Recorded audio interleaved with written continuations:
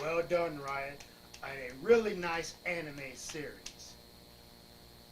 We have a lot to discuss. I'm going to try not to give a whole lot of spoilers, but then again, I always leave a warning on the tag of this video, mild spoilers. But sometimes they might be spicy like a ghost pepper or a reaper. Let's get started.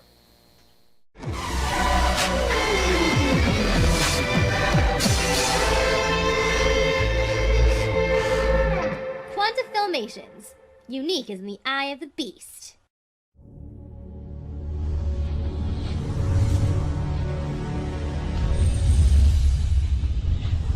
The Dynasty.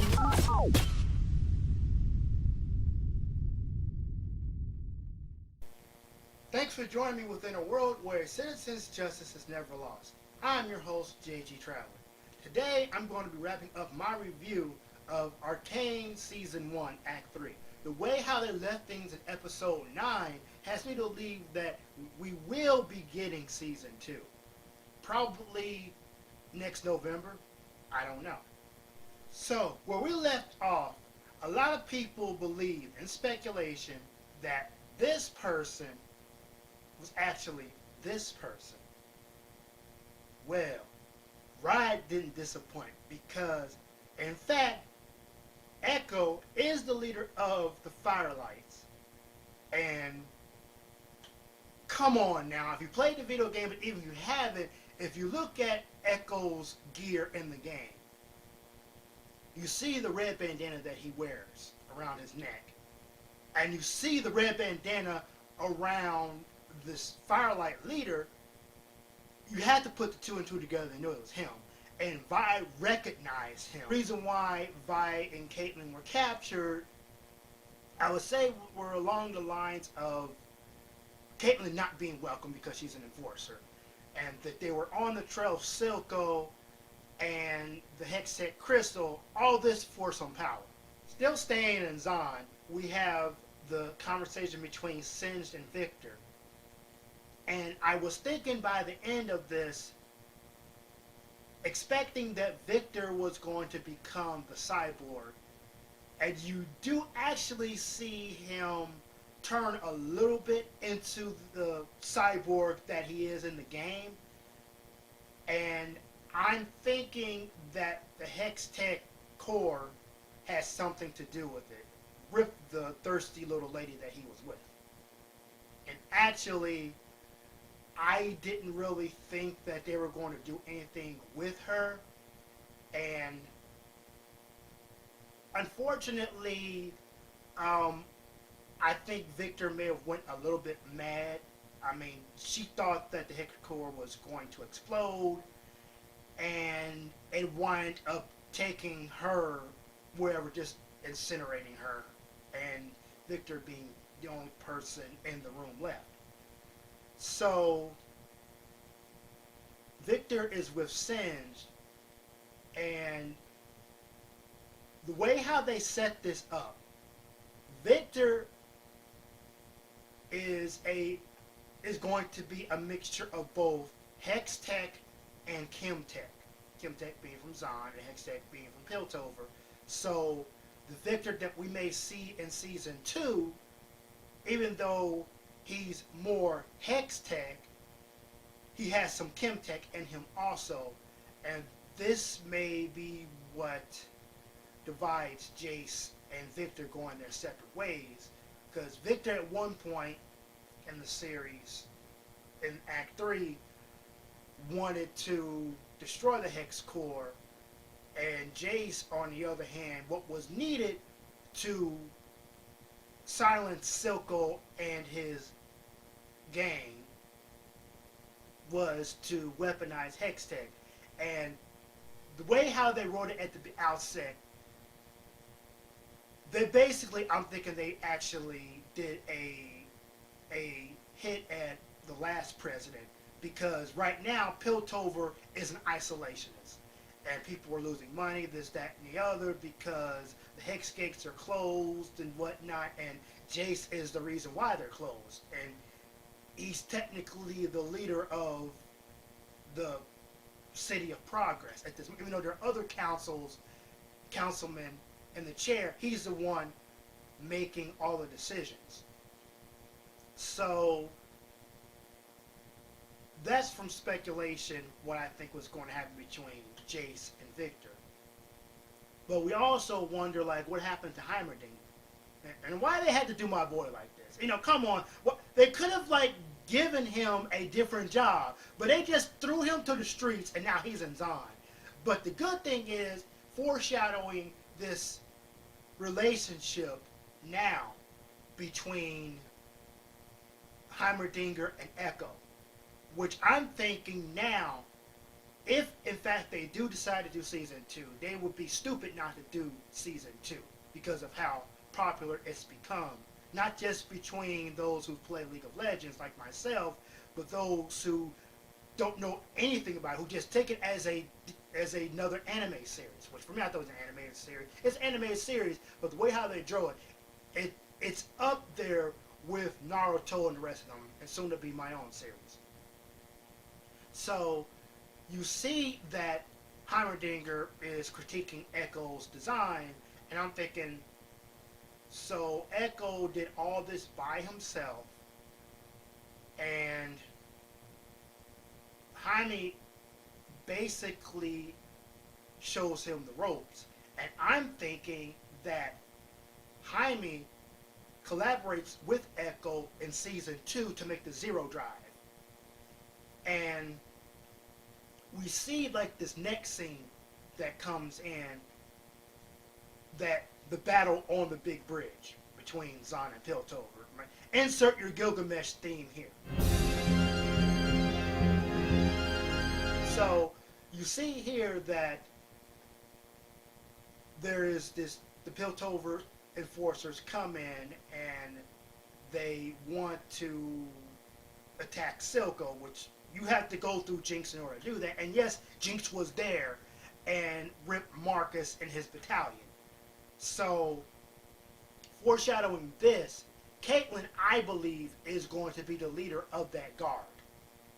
Now since Marcus is gone. And we see that the way how they wrote it, a blunt weapon versus a gun, it's not going to end well for Echo. And he's not the Flash, so how is he going to dodge her bullets? And then when they showed him with his pocket watch, he has a Hextech crystal of his own. In Act 1, saw that Powder had took several Hextech crystals from Jace's apartment. So I'm thinking one of them Echo could have been experimenting on and found out how to reverse time. And you see it in this battle with Jinx. That's the only way how he could have survived that. And the interesting part of it was the colors that they used. You don't see Echo and Jinx fighting. You see Powder and Little Man fighting. Back when they were practicing paintball in their little makeshift paintball target practice range. And you see like one point she does get him, and then he clicks his watch and rewinds time. And I'm like, yeah, he just chrono braked at that moment. And I'm thinking like, he gets the drop on her, and I'm thinking she's going to pull something out of her hat, and does like pulls out a chomper. And you're thinking like, okay, that is going to end badly for both of them, and it wind up ending badly for her, being on her deathbed, because Echo is a boy who shattered time. You can't get one up on the Chrono Breaker himself.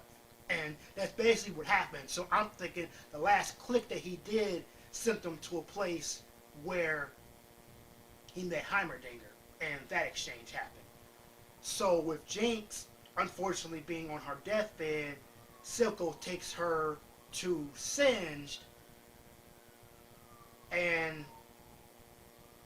you see this exchange happen that, you know, Silco doesn't want to know that's his daughter. And when you look at where Singed was going with the philosophy and stuff like that, then Chemtech was going to change her completely. Like, Powder was going to be lost. And you see that later on. But before we get to that point, we have this exchange that happens between Jace and Mrs. Madara, who happens to be Mel's mom.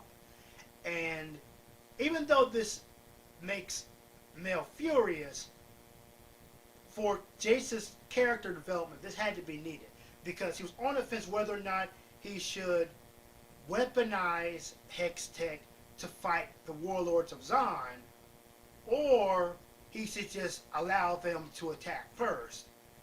And when you look at the kind of things that Jinx has already done, and the female Winter Soldier, that would not be a good idea. So, when it does happen, you see this collaboration between Jace and Vi going to attack the supply lines of Shimmer. And at this moment, it's like I got like really, at the edge of my seat excitedness, because you see Jace use his Mercury hammer. And then you have Vi with the Atlas gauntlets. And then I know in the game it says somebody else made those for her, but you know what? Riot is the one who wrote that lore for her. They could easily change it to it being that they were made by Jace but given to Vi. So one more thing I like to mention about this fight, Jace and Vi versus the guards in the Shimmer manufacturing plant. I want to say is that the fights, I mean, you see, like, for those of you who play Vi, I've played Vi many times, still don't know how to play her. I mean, she's probably ulted a couple of those guards a couple of times, but then you have Jace with his power slam. And I did say power slam when I saw that scene, and it was pretty shocking. And I believe that, the way how he switched with, I mean, his ult is basically a switch between melee and range. I just didn't see the gate. But I did see, like there were some of them that were trying to get in close and pincer him, and he just threw in that shield. And, yeah, I mean, it acted more like a force field than, if you get within it and you get damaged. But overall, the visuals on it was pretty nice. Topside, people were debating whether or not they should go to war with Zon. The council does not want to negotiate with someone like that. But Jace, on the other hand, wants to make this deal with Silco because it's necessary for them to be, I would say, progressive, to be peacemakers. And the deal that Silco has, he presents before the council, and they're like, no, we can't do this. And then we have this scene where, which was really golden, by the way. Nice job on this, Riot. You have the final showdown between Vi and this Winter Soldier lady. And the first time you've seen it, Vi got her butt handed to her. And this one, the shoe was on the other foot. And that's only because the fact that Vi had the Atlas gauntlets on her. And the way how they wrote it, they had to have that rematch and that female cyborg lady getting wrecked. I mean, she didn't just get wrecked. She got yeeted into another dimension. Like, you can't, like, Hextech versus Chemtech. I mean, even though she had a Chemtech cyborg arm, it was nothing compared to the Atlas gauntlets. So now we have this one last family reunion between Vi and Jinx. But invited to the party are a captured Caitlyn and Silco. Now this scene gave me a Batman Forever type of vibe.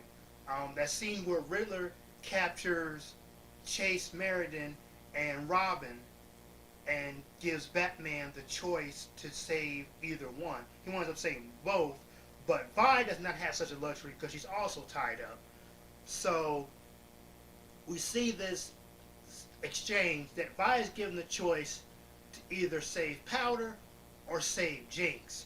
And Silco, being the fool that he is, puts that final nail in Powder's coffin. And the way how they wrote it, it was an accident.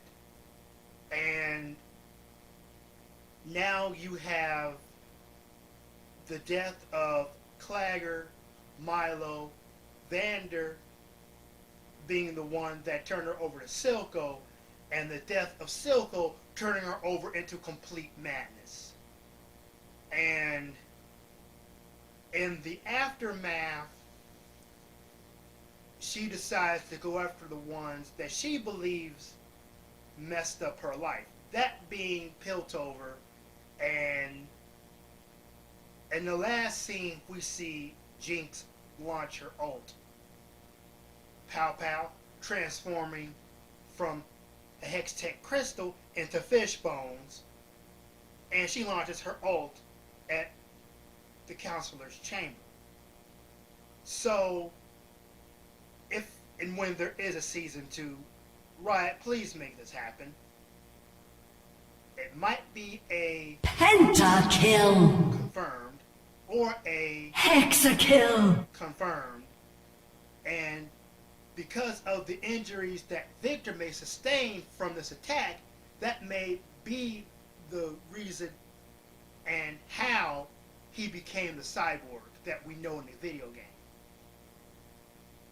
So that's all I have for this review. I hope y'all enjoyed it. If you did, please give this video a like and subscribe to my channel for more content.